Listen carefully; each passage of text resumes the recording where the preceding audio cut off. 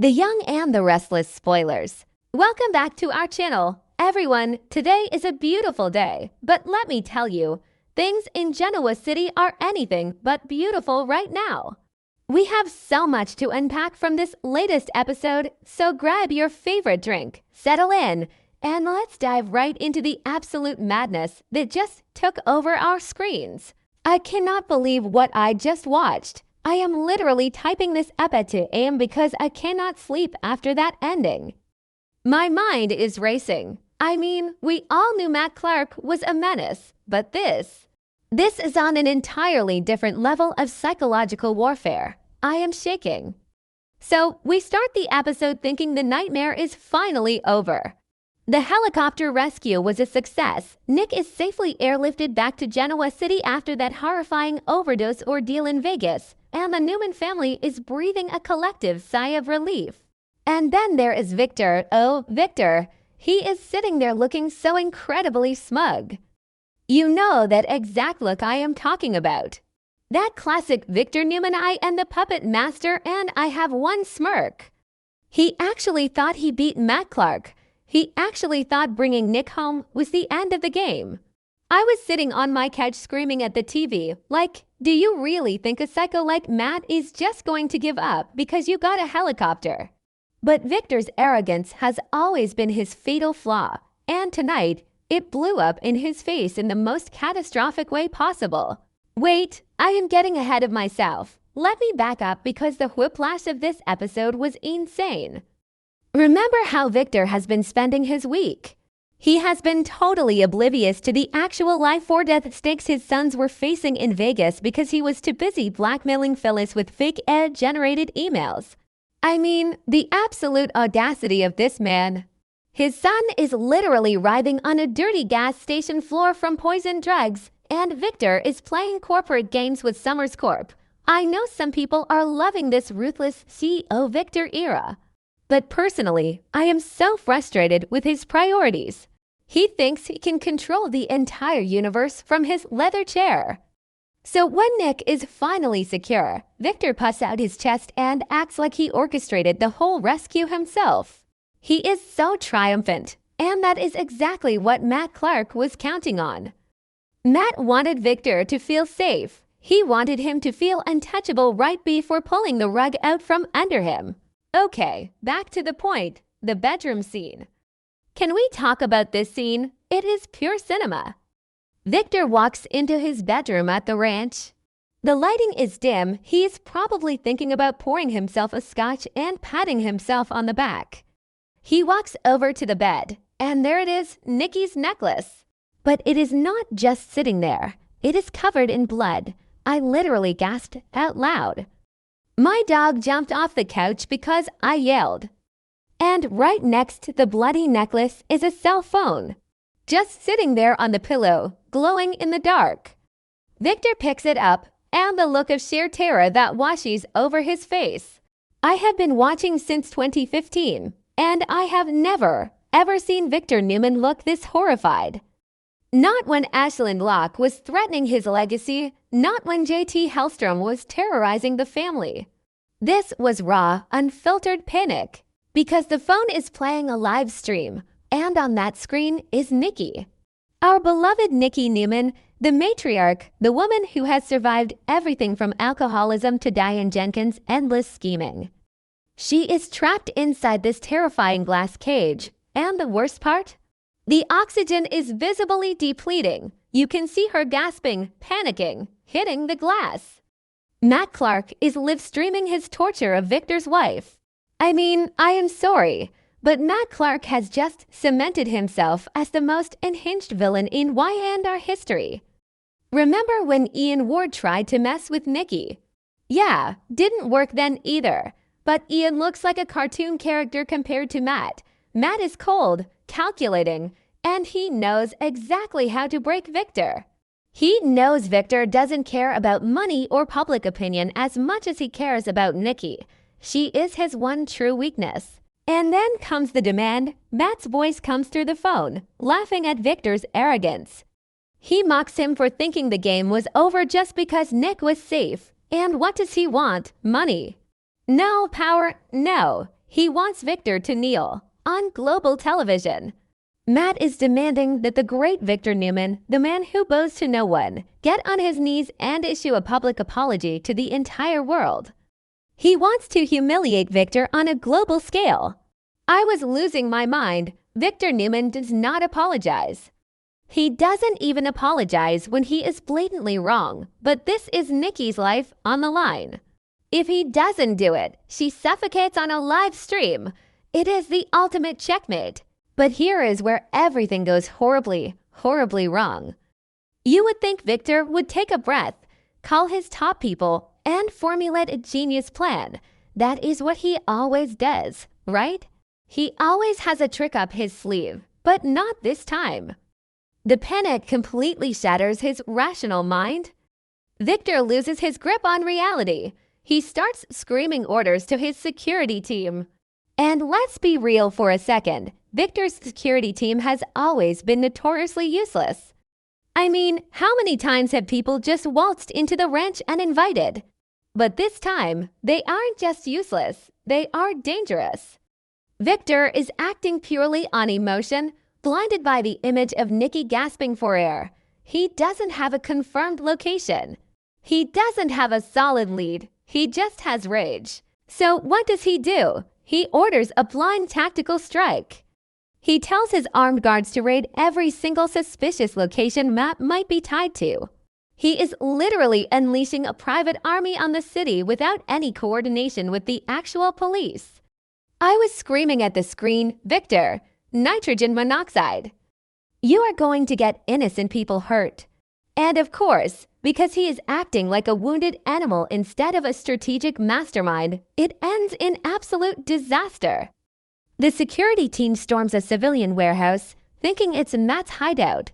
They go in guns blazing, reckless and unhinged, just like their boss. And then the explosion happens, a massive, fiery explosion at a civilian warehouse. The visuals were insane for a daytime soap. We are talking about collateral damage on a scale the Newman family has never seen. Innocent people, civilians who have nothing to do with this billionaire family drama, are caught in the crossfire of Victor's panic. I am still trying to process the magnitude of this. Victor Newman just caused a domestic terror incident because he couldn't keep his cool. The Newman legacy, which he has spent decades building and protecting with his life, is suddenly completely covered in innocent blood. Am I the only one who thinks this is the beginning of the end for Victor's reign? I mean, how does Newman Enterprises recover from this? Victoria is going to lose her mind. She has been sitting in her office, eagerly waiting to crush Phyllis and take over Summers Corp with those fake AI emails. And now her father has literally blown up a building. The public relations nightmare is going to be astronomical. The stock is going to plummet. The board will demand his resignation. I know Victor always bounces back, but this feels different.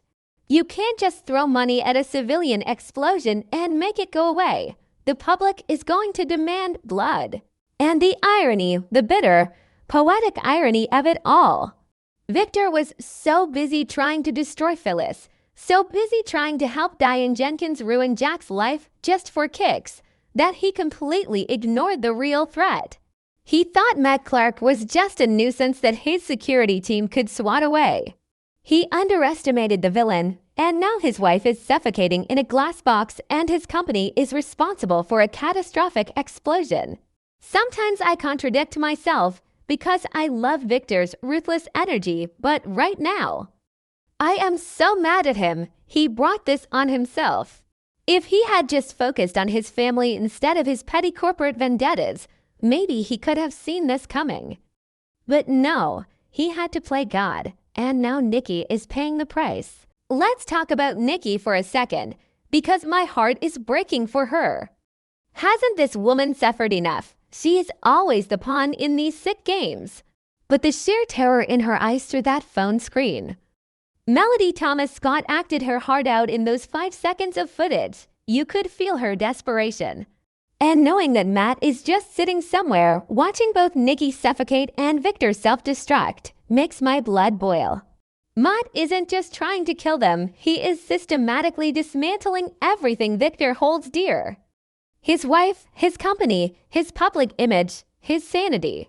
It is a masterclass in villainy, and as much as I hate Matt Clark right now, I have to admit the writers are giving us absolute gold. So what is going to happen next week? I am dreading it, but I am also so here for it. Is Victor actually going to kneel on TV? Will Adam and Nick, who are probably still dealing with the fallout of Nick's overdose, have to step in and save their parents?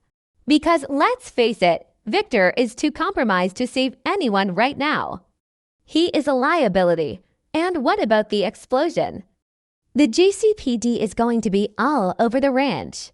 Chance or whoever is in charge is going to have a field day with this. Victor might actually face real prison time for ordering a rogue strike that caused civilian casualties. I know some fans are probably exhausted by the constant Newman trauma, but this is the kind of high-stakes drama that made me fall in love with the young and the restless in the first place. I just can't shake the image of that bloody necklace. It was so visceral. Why and are usually shies away from going to dark, but they leaned all the way into night. It makes you wonder whose blood that actually is. Did Matt hurt Nikki to get the necklace off, or is it a psychological trick? Is it animal blood meant to just trigger Victor's panic? Either way, it worked perfectly. Matt played Victor like a fiddle. He knew exactly which buttons to push to make the great Victor Newman act like a reckless amateur. And the fact that the entire world is going to witness this downfall, it is unprecedented. Let's pivot and think about how this impacts the rest of Genoa City. Jack Abbott is currently spiraling because Diane caught him with Nikki earlier, right? Diane is threatening divorce. Jack is panicking. But when this news breaks, when the world sees that Victor Newman has lost his mind and Nikki is being held hostage in a death trap, how is Jack going to react? Jack still cares deeply for Nikki. He always has. Is Jack going to drop all his marital drama with Diane to try and help save Nikki? Because if he does, Diane is going to absolutely lose her mind. She already hates Nikki and feels betrayed. If Jack runs to Nikki's rescue while Victor is busy blowing up warehouses, the Abbott marriage is officially done. I am calling it right now. And what about Adam? Adam just went through hell trying to save Nick from that poisoned batch of drugs in Vegas. He had to deal with Matt's sick games firsthand. Adam knows how Matt operates. If anyone can figure out where Matt is hiding Nikki, it is Adam, because Adam thinks like a villain. Victor is too traditional, too reliant on his brute force security team, but Adam has that dark spider energy inside him. I really hope the writers let Adam be the hero here. It would be such a poetic redemption for him to save his stepmother, especially after Victor has treated him like the black sheep for so long. Plus, Chelsea is going to freak out if Adam dives back into the darkness to hunt Matt down. The ripple effects of this one episode are going to touch every single character on the canvas. I need it to be Monday already. I need to know if Nikki makes it out before the oxygen runs out. I need to see if Victor actually swallows his massive pride and gets on his knees in front of a camera. Can you even imagine the visual of Victor Newman kneeling? It feels illegal to even think about. But he has to, because if he doesn't and Nikki dies, Victor will never survive the guilt. He will completely destroy himself. Okay, I need to force myself to go to sleep, but my adrenaline is through the roof. Let me know in the comments what you guys think. Do you think Victor will kneel? Who is going to save Nikki? And how many millions is Newman Enterprises going to lose over this explosion? Talk to me, because I am losing my mind over here.